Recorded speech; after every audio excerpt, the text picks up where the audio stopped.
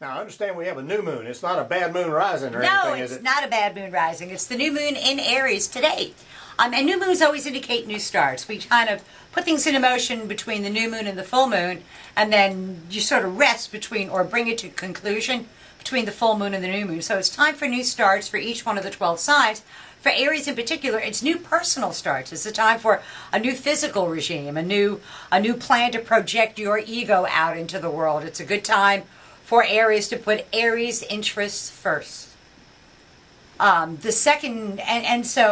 for them, it's a matter of new starts that are very selfishly motivated. For Tauruses, not so much. It's the end of their solar year. It's the last new moon before the sun enters their sign in a couple of weeks. And for them, it's just time to take a deep breath, sit back, and prioritize their life. Because when the sun enters Taurus in 3 weeks, it's going to be a bunch of activity going on at once. And if they haven't prioritized it, they'll fall behind the power curve. So, and they need to learn to say no and then just clap their hands over their mouth and not undo it. For Geminis, it's in their 11th house of hopes, wishes, goals, and objectives. And Geminis, it's going to take a group of their well-placed male friends to help the Gemini get what the Gemini says that they want.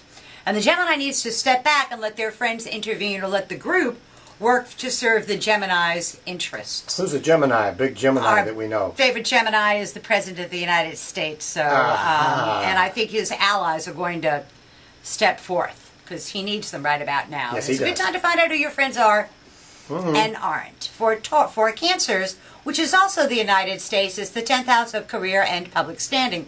And Cancers really want to push their own agenda, push their own needs, their own wants. And I'm a big fan of being a team player, but in this case, the Cancer is going to be charged with leading the parade. And so if they're going to lead it, make sure that you're determined in what it is that you are doing and have the courage of your convictions to do it. For Leos, important matters at a distance need their attention. Legal matters, educational matters, and for some reason, there's a trip, an out and back kind of thing in store for the Leo that they're not really wanting to do, but they're going to have to do it kind of at the last moment kind of deal. Okay. But there's good news for them because they get what they said that they wanted, which is a very important thing. Good. For Virgos, it's about other people's resources. It's about fixing up your existing resources rather than looking around for new ones. It's a good time to maximize an existing research, work with someone else, a partner's resources, not necessarily your own interests directly, but Virgos are very manipulative. Whatever they do, there's always something in it for them. For Libras, they have to be really careful because it's a time of putting your money where your mouth is. And a lot of people are going to be pointing at Libras saying, you said you could do this, this, and this, and now it's time to put up or shut up. Yeah, I'll be pointing fingers at poor Andrew over there. You, it's you. Yeah, exactly.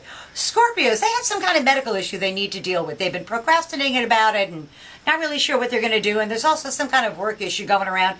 And they just need to take the bull by the horns. They just need to take the lead and just plunge forward and head smartly off in the direction that gets them what it is they say that they want.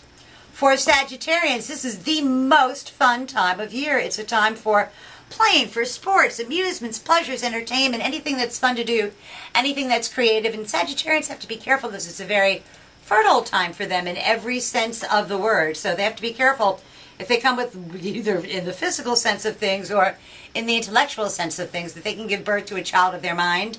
And it will take on a life of their own. So they have to be careful about that. Because Sagittarians' words just kind of fall out of their mouths and then they're stuck dealing with whatever it is they just said. For Capricorns, it's about their home, it's about their foundations, it's about something new comes to light at home that changes something for them one way or the other and makes it easier for the Capricorn to get what the Capricorn says that they want, which is a cool thing. And if they're going to do remodeling projects, make sure you know exactly where the load-bearing walls are before you start knocking stuff down in the physical and the esoteric sense of the word. For Aquarians, it's in their 3rd house of day-to-day living, and there's some sort of short-distance, short-duration travel where they get to learn something pretty useful about their world. It's a good time to take some sort of short class that gives them an extra credential that they need.